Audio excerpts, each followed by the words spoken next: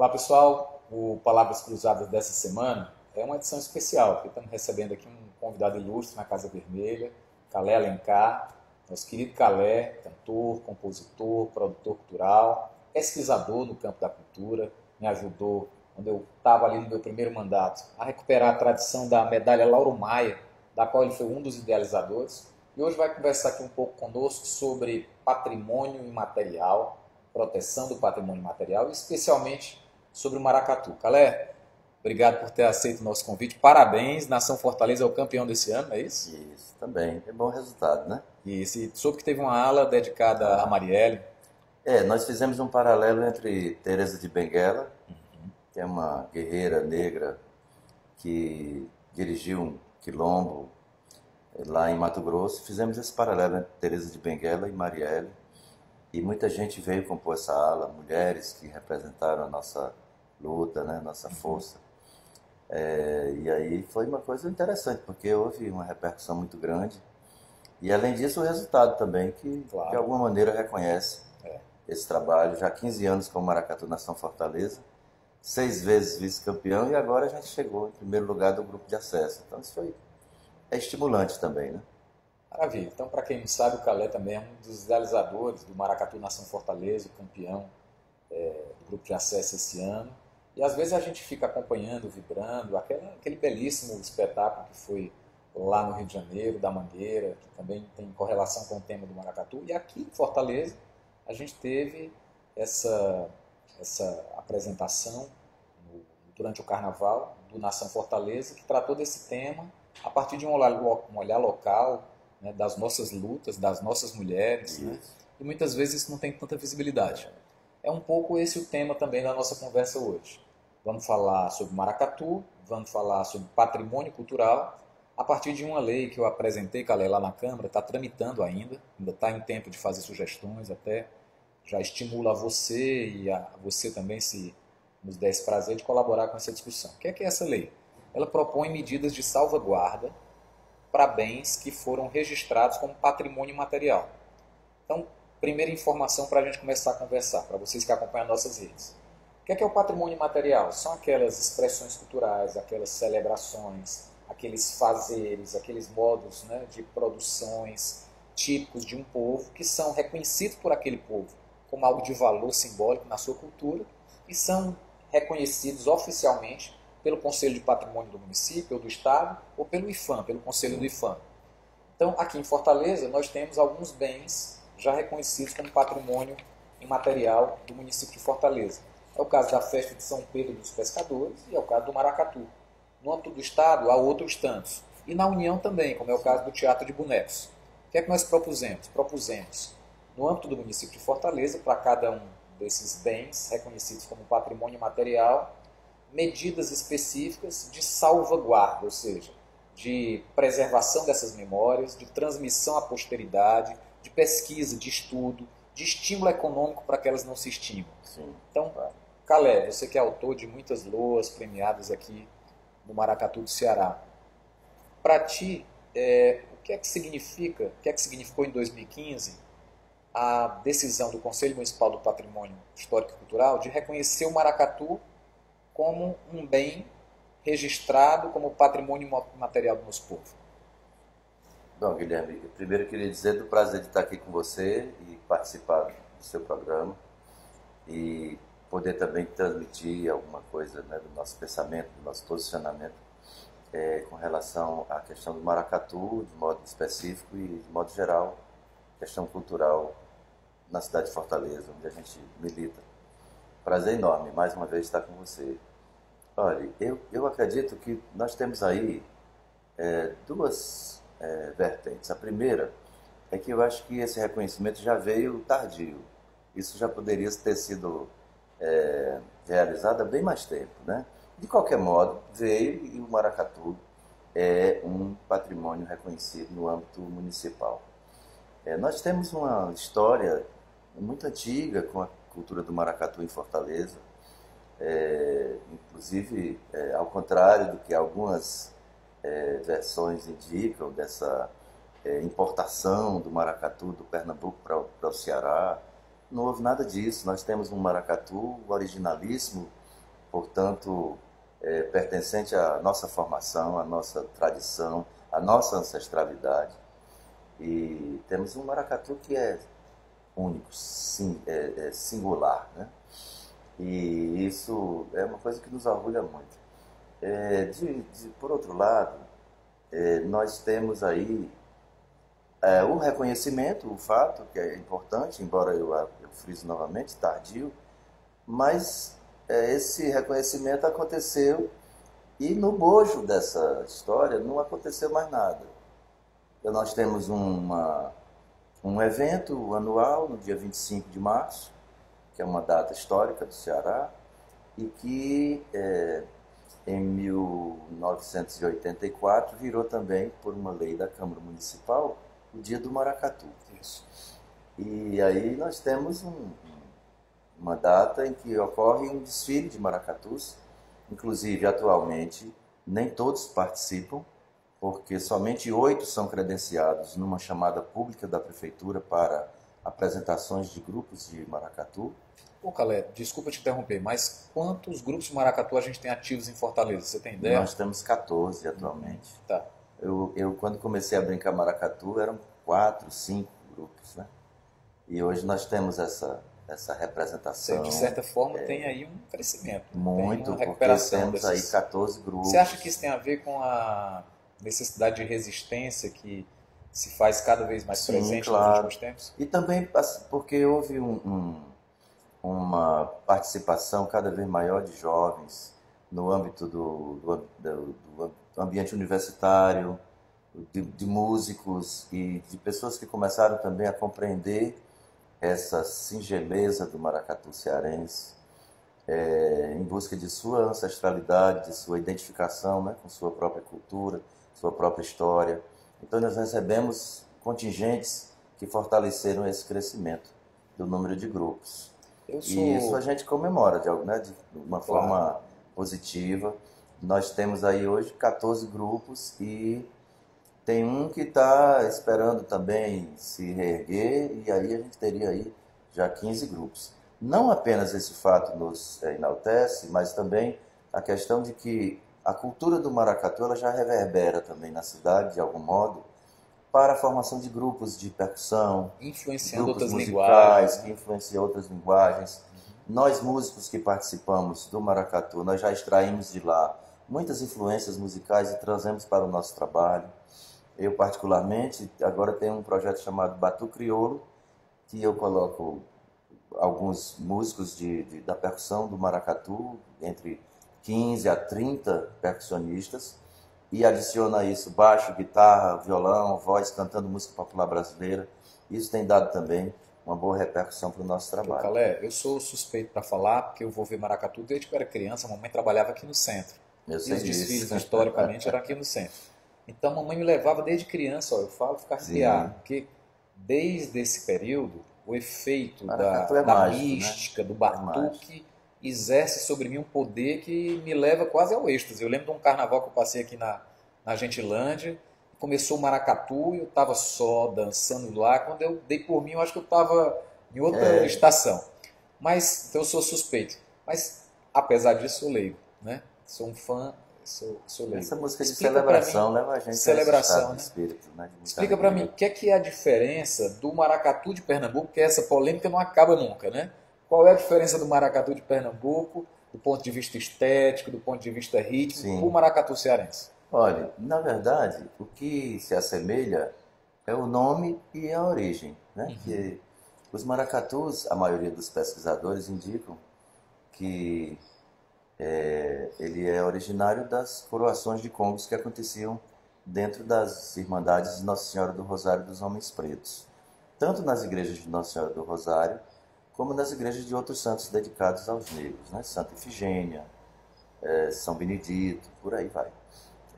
Nós temos um maracatu em Fortaleza, para lhe dar um dado, por exemplo, histórico, a nossa igreja de Nossa Senhora do Rosário é 1730. Né? Então, daí vem uma irmandade que atuava dentro da igreja, composta por negros, e que em sua organização era composta também de reis e de rainhas, de princesas. Então, todos os anos havia um feriado dia de Nossa Senhora do Rosário, que é o dia 7 de outubro, havia um festejo enorme e essas coroações elas também contemplavam reis e rainhas anualmente. Uma festa enorme com batuques e uma rainha coroada, claro, isso vai dar, tempos depois vai dar no Maracatu. Passando antes também pelo Alto dos Reis do Congo, que também contemplava reis e rainhas e outros personagens que a gente identifica hoje no Maracatu. O Maracatu de Pernambuco tem essa mesma origem, mas nós somos diferentes em termos de dança, em termos de música, em termos de ritmo, em termos de instrumentos. Tudo é diferente, apenas o nome é que se conserva. Nós temos um instrumento, por exemplo, o ferro, que é um triângulo feito com mola de veículos pesados, né? Tipo, antigamente era feito com mola de caminhão. E hoje você encontra outros mais leves, com mais sonoridade, mas ainda é um triângulo bem diferente daquele triângulo que se usa no forró, por exemplo, né? Sim. Então chamamos de ferro. Historicamente vem esse instrumento que só existe em Fortaleza. Só existe aqui. Então eu quando comecei a questionar essa falácia, que o maracatu de Fortaleza tinha sido importado de Pernambuco, eu comecei por aí. Disse, olha, mas a gente tem um instrumento aqui que não existe em lugar nenhum. A gente tem um ritmo totalmente diferente, temos roupas completamente diferentes, dança completamente diferente. Tudo por tudo, em tudo por tudo é diferenciado. Então começamos a investigar e fomos atrás de citações ou de alguns estudos, algumas referências. Nós temos, inclusive, Gustavo Barroso, Domingos Olímpio, Rodolfo Teófilo, Raimundo de Menezes, todos esses caras, cronistas, historiadores e pesquisadores mais antigos, eles citam o maracatu presente nas ruas de Fortaleza, naquela área do passeio público, né, que é antigamente de onde saíam os blocos para o carnaval da cidade. E muito antes mesmo, nas festas do ciclo do Natal, que eram organizadas pela igreja, os maracatus já estavam ali presentes.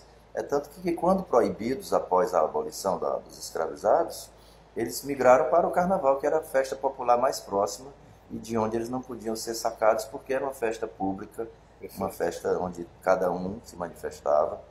E a gente tem registros aí de maracatus espalhados pela cidade, sobretudo na região do Morro do Moinho, que é ali o Arraial Moura Brasil. A história do maracatu não deixa de contar a história de Fortaleza, da cidade, da ocupação da cidade do também, povo, né, das como suas formas de resistência, expressão. como resistência. Agora, voltando aqui à nossa ideia do projeto Criando Salvaguardas, o que é que a gente pensou, Calé?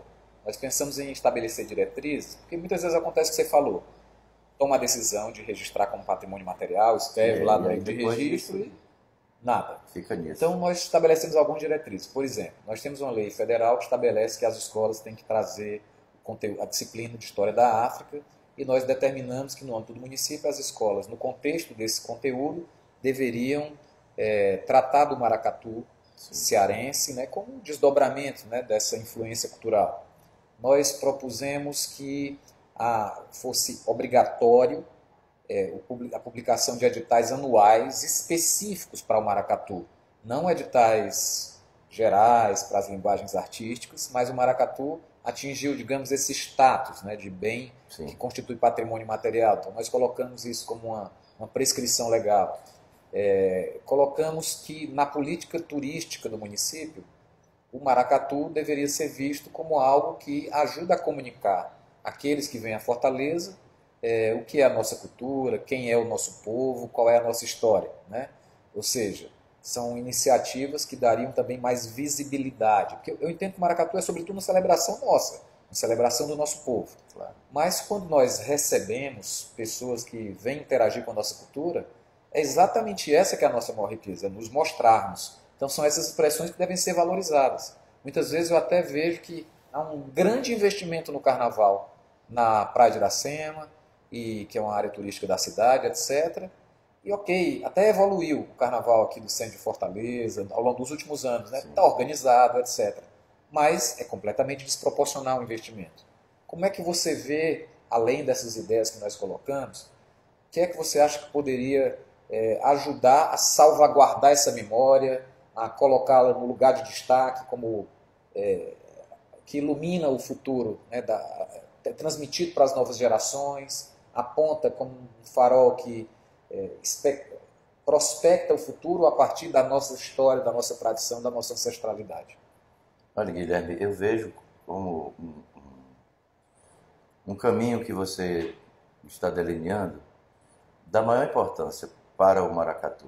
Acho até que a sua iniciativa ela abre caminho para que o maracatu seja reconhecido também no âmbito do Estado, que é necessário também, Claro. na medida em que o maracatu ele é uma cultura urbana, ele é uma cultura de Fortaleza e que foi migrando para o interior do Estado.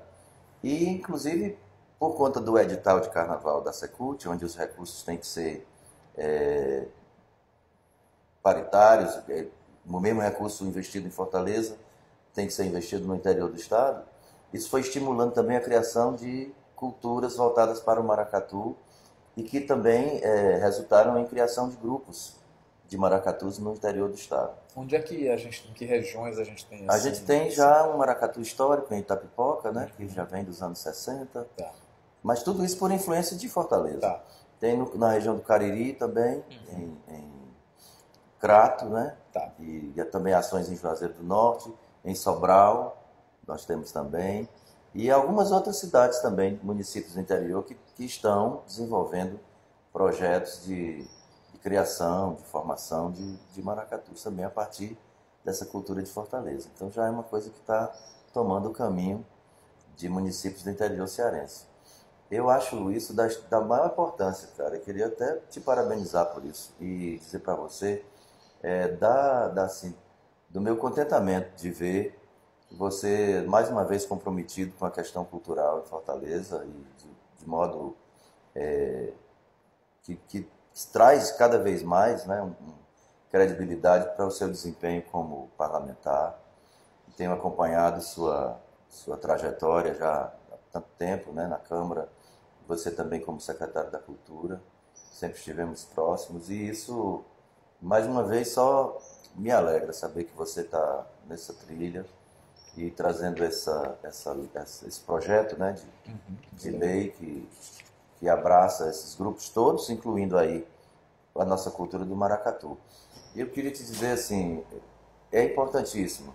Agora é importante também que a gente perceba que como a gente trazer os seus pares da Câmara e também as pessoas que estão envolvidas nesse universo, né, da cultura do maracatu especificamente, para que a gente realmente aprove essas medidas de salvaguarda. Perfeito. Porque, como eu te falei, nós temos uma única data onde os maracatus se apresentam e nem todos podem se apresentar porque somente 8 são aprovados no edital de chamamento para apresentações. E há uma coisa assim que se relaciona ao aspecto legal e somente esses grupos aprovados previamente aqui podem se apresentar para receber um cachê e fazerem parte do evento.